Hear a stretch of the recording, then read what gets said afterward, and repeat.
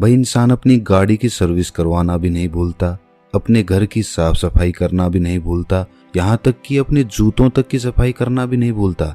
लेकिन अपने शरीर की सफाई वो कब करता है? आप सोच रहे होंगे कि भाई हम नहाते धोते तो रोज हैं, तो सफाई तो हो ही जाती है। मैं बाहर की सफाई की बात नहीं कर रहा, मैं भीतर की सफाई की बात कर रहा हूँ, पेट की सफाई की बात कर रहा हूँ। भाई वाघ भट्ट जी ने आयुर्वेदा में लिखा है कि 99% बीमारियां पेट से पैदा होती हैं। चलिए पहले ये समझ लेते हैं कि हमारे पेट से बीमारियां पैदा कैसे होती हैं, और तभी हम समझ पाएंगे कि फिर उस पेट को साफ कैसे करना है। आपको ऐसे बहुत सारे लोग दिखेंगे जो अपनी बीमारियों के कारण दुखी रहते हैं, डॉक्टरों के पास घूमते रहते हैं, किसी वैद्य के पास जाते रहते हैं, और फिर उनका जीवन दवाइयों के सहारे चलने लगता है। और ये भी हकीकत है कि उन दवाइयों से उन्हें कुछ देर के लिए तो आराम हो जाता है, लेकिन उस बीमारी की जड़ कभी नहीं जाती। और जैसे ही वो दवाई लेना छोड़ते हैं तो दर्द फिर से उनको परेशान करने लग जाता है।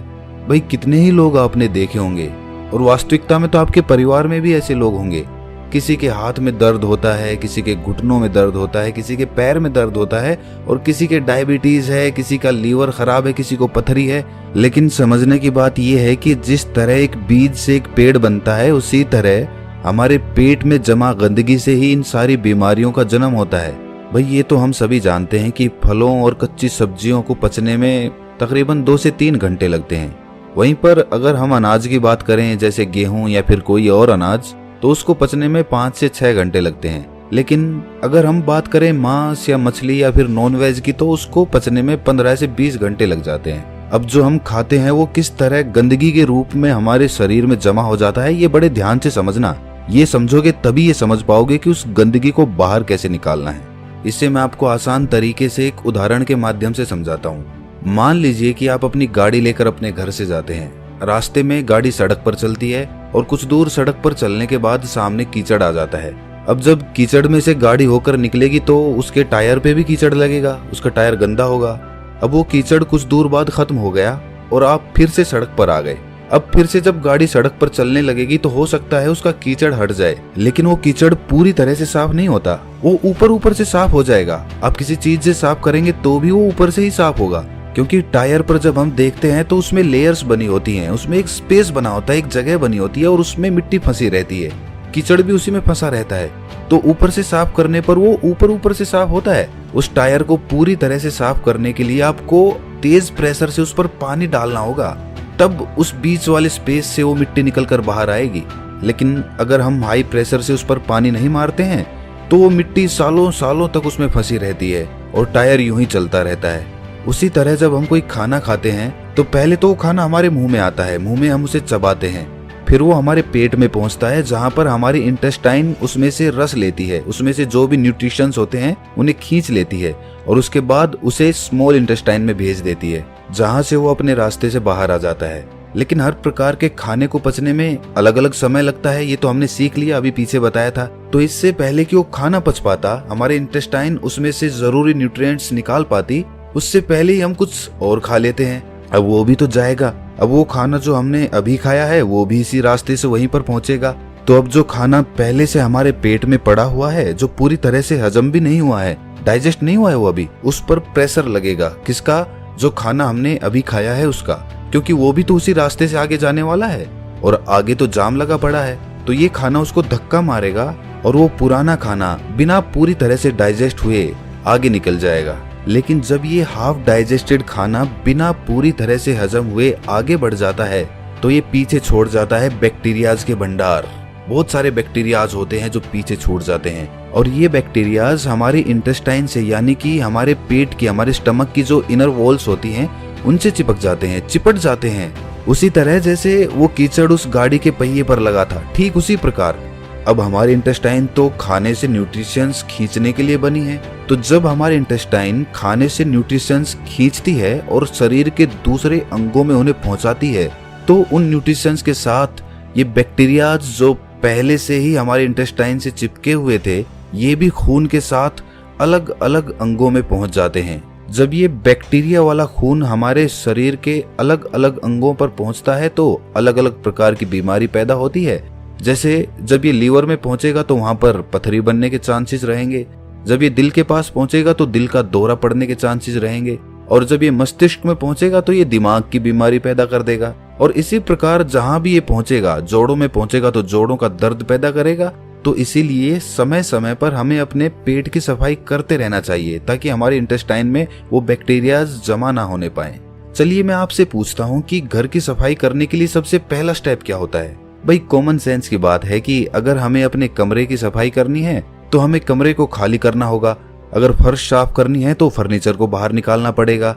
उसी तरह से हमें भी अपने पेट की सफाई करने के लिए ऐसे ही शुरुआत करनी चाहिए। अगर हम अपनी पूरी बॉडी को डिटॉक्स करना चाहते हैं तो सबसे पहले तो हमें अपने पेट को साफ करना होगा, जहां से सारी बॉडी में बैक्टीरिया सप्लाई हो रहे हैं। तो इसका सबसे अच्छा, सबसे पहला और सबसे आसान तरीका है व्रत करना, फास्टिंग करना चालू करिए। फास्टिंग करने से हमारा पेट खाली होगा, और जब हमारा पेट खाली होगा तभी तो हम उसकी सफाई कर पाएंगे। अब देखिए, फास्टिंग करना कुछ लोगों को बहुत डिफिकल्ट लगता है, बहुत कठिन भी होता भी है। जो लोग फास्टिंग कर सकते हैं वो फास्टिंग करें, हफ्ते में किसी दिन कर लें या महीने में कर लें। और फास्टिंग करें तो पानी, जूस या फिर कोई फल इत्यादि ही खाएं, क्योंकि तभी तो वो फास्टिंग होगी। और जिन लोगों को ये कठिन लगता है कि भाई वो भूखे नहीं रह सकते, फलों से उनका पेट नहीं भरता है, तो ऐसे लोग हल्का खाना खा सकते हैं, जैसे खिचड़ी खा ली। जब आप इस तरह का कोई व्रत करते हैं तो जाहिर सी बात है आपका पेट तो खाली ही रहेगा। और जब आपकी बॉडी को विटामिन या फिर न्यूट्रिएंट्स चाहिए होंगे तो वो आपके इंटेस्टाइन के पास इंफॉर्मेशन भेजेंगे कि भाई आगे न्यूट्रिशंस की जरूरत है, सप्लाई चाहिए, हमें जल्दी से दो। और इंटेस्टाइन के पास तो कुछ है ही नहीं, वो देगा क्या? तो जो बैक्टीरियाज इंटेस्टाइन पे पहले से चिपके होते हैं, खून उन्हीं को लेकर उन अंगों के पास पहुंच जाता है, और इस तरीके से वो इंटेस्टाइन यानी कि हमारे पेट की वो इनर वॉल्स साफ हो जाती हैं, उन पर से बैक्टीरिया हट जाता है। लेकिन अब वो बैक्टीरियाज हमारे खून में मौजूद हैं, तो अपने खून में से वो बैक्टीरियाज निकालने के लिए आपको पसीने निकालने चाहिए। आप जितने पसीने निकालेंगे उतना ही आपका खून डिटॉक्स होता जाएगा। जो हमारी स्किन में छोटे छोटे पोर्स होते हैं ना, जहां से पसीना बाहर आता है, तो उस पसीने के साथ जो हमारे खून में जो अनवांटेड मटेरियल्स होते हैं वो भी बाहर आ जाते हैं। लेकिन एक बात सच बताना, आप में से बहुत सारे लोग ना सोचते तो होंगे कि कल से हम अच्छा रूटीन बनाएंगे, डेली एक्सरसाइज करेंगे, अच्छा खाना खाएंगे और अपने शरीर का ख्याल रखेंगे। लेकिन अगली सुबह आते ही आप भूल जाते हो, फिर से वही रूटीन, फिर से लेट उठना, फिर से ऑफिस में जाना और फिर से आकर उसी तरह से रात में लेट सोना। देखिए, इसमें गलती इंसान की नहीं होती, इंसान का रूटीन ही ऐसा हो गया है। वो कभी रात की ड्यूटी करता है तो कभी दिन की ड्यूटी करता है, तो इस तरीके से उसका कोई रूटीन फिक्स हो ही नहीं पाता, और वो अंदर ही अंदर अपने मन में निराश होता चला जाता है। भाई किस तरह से एक्सरसाइज स्टार्ट करोगे? टाइम तो मिलता ही नहीं तुम्हें, कैसे अपना ख्याल रखोगे बताओ मुझे। तो दोस्त, इसके लिए विकल्प होते हैं। अगर तुम ध्यान से सोचोगे, दिमाग लगाओगे, तो तुम्हें ऐसे तरीके मिल जाएंगे। भाई इसके लिए हमें जापान के लोगों से सीखना चाहिए। जापान के लोगों का भी शेड्यूल इसी तरह बिजी रहता है, उन्हें टाइम मिल ही नहीं पाता कि वो एक्सरसाइज करें। उस देश में भी ज्यादातर लोगों को टाइम मिल ही नहीं पाता कि वो एक्सरसाइज कर लें, इसीलिए वो अपने पास एक साइकिल रखते हैं। कहीं जाना हो इधर उधर, छोटी मोटी जगहों पे, ज्यादा दूर नहीं जाना हो, वहां पर वो अपनी साइकिल का इस्तेमाल करते हैं, वरना तो पब्लिक ट्रांसपोर्ट में या फिर खुद की कार से ट्रेवल करते हैं। ज्यादा दूर नहीं, लेकिन छोटी जगहों पे कुछ दूर जाने के लिए वहां तो हम साइकिल का इस्तेमाल कर सकते हैं। इससे हमारी थाइज में जो पेल्विक मसल्स होती है ना, उन पे बहुत अच्छा काम होता है। साथ में हमारा पसीना भी निकलता है, तो उससे हमारी बॉडी भी डिटॉक्स हो जाती है, और इसके साथ ही कोई पोल्यूशन भी नहीं होता, प्रदूषण से भी हम बचे रह जाते हैं। अगर साइकिलिंग करने में इंटरेस्टेड नहीं हो तो फिर डांस कर लो या फिर रनिंग कर लो, जिस तरीके से भी हो, बस अपने शरीर से पसीना निकालो, ताकि आपके जो पोर्स है ना स्किन के, वो एकदम क्लियर हो जाए। होता है उनको जल्दी पकाने के लिए या फिर उन पर कोई रोग ना लग जाए, इसलिए उन पर दवाइयों का छिड़काव किया जाता है। और जब हम उन फल और सब्जियों को खाते हैं तो वो पेस्टिसाइड्स हमारे अंदर, हमारी बॉडी में एंटर कर जाते हैं। तो उन पेस्टिसाइड्स की वजह से हमारे अंदर बहुत सारे बैक्टीरियाज पैदा होते हैं, जिनसे बहुत सारी बीमारियां पैदा होती है। और सबसे बड़ी बीमारी जो उससे पैदा होती है वो होती है कॉन्स्टिपेशन की। कुछ लोगों को हमेशा कॉन्स्टिपेशन रहता है, वो जब भी सुबह बाथरूम में जाते हैं तो उनका पेट अच्छे से साफ ही नहीं होता। इसकी वजह से वो पूरे दिन परेशान रहते हैं, स्ट्रेस में रहते हैं, कुछ भी अच्छा नहीं लगता, कुछ खाने का मन नहीं करता, भूख नहीं लगती।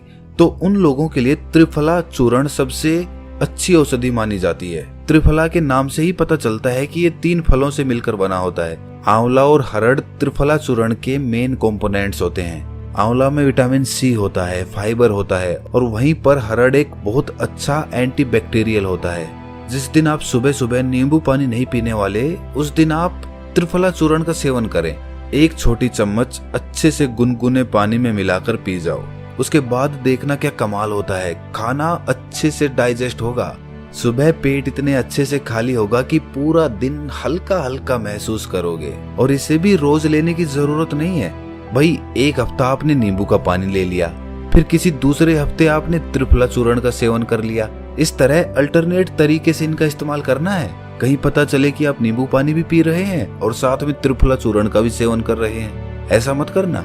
अच्छा, एक राज की बात बताता हूँ। जो लोग अल्कोहल ज्यादा पीते हैं ना, उसकी वजह से उनकी बॉडी में एसिडिटी बढ़ जाती है। तो ये जो त्रिफला चूर्ण है, ये उस अल्कोहल के इफेक्ट को भी बहुत कम कर देता है। अच्छा देखिए, अगर आप पहले से कोई और दवाई ले रहे हैं तो त्रिफला चूर्ण को अवॉइड करना या फिर अपने डॉक्टर से कंसल्ट करके तभी लेना।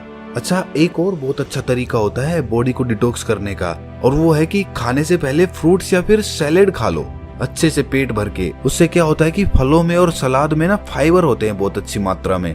जब वो फाइबर हमारी बॉडी में पहुंचते हैं तो वो ल्यूब्रिकेशन पैदा करते हैं, जिस ल्यूब्रिकेशन की वजह से जो हम खाना खाते हैं वो कहीं पर अटकता नहीं है, वो आसानी से नीचे चला जाता है। और खाना कभी भी पूरा पेट भर के मत खाना। खाना हमेशा 80% के लगभग ही खाना चाहिए। 20% जगह पेट में खाली रहनी चाहिए। ये सारे तरीके आपकी बॉडी को पूरी तरह से डिटॉक्स कर देंगे। इनमें से कुछ तरीके थोड़े आसान हैं तो कुछ तरीके थोड़े कठिन हैं। आप अपनी सुविधा के अनुसार कोई भी तरीका अपना सकते हैं, लेकिन ये सारे तरीके बॉडी को डिटॉक्स करने के लिए हैं। माइंड को डिटॉक्स करने के लिए कुछ अलग तरीके होते हैं। अगर इस वीडियो में हम डिस्कस करेंगे तो ये वीडियो बहुत लंबी हो जाएगी, लेकिन आप ये जान लीजिए कि जितना जरूरी बॉडी को डिटॉक्स करना है, उससे कहीं ज्यादा जरूरी माइंड को डिटॉक्स करना होता है। क्योंकि हमारे माइंड में ना बहुत सारा स्ट्रेस है, बहुत एंजाइटी है, बहुत सारे डर है, फियर है, ईर्ष्या है, जलन है, द्वेष है, पता नहीं किस किस तरह के इमोशंस हमारे दिमाग के अंदर भरे पड़े हैं, जो कभी खाली ही नहीं होते, जो वहीं पर अटके रह जाते हैं और हमें हमेशा परेशान करते रहते हैं, नई नई बीमारियों को पैदा करते रहते हैं। उससे मानसिक बीमारियां बहुत सारी पैदा होती हैं। डिप्रेशन हो जाता है, हमेशा दुखी रहना, खोया खोया रहना, समाज से कटके रहना, किसी से मिलना जुलना नहीं, कॉन्फिडेंस कम हो जाना, अपने एक्सप्रेशन दूसरों के सामने एक्सप्रेस ना कर पाना, ये सारी प्रॉब्लम्स माइंड डिटॉक्स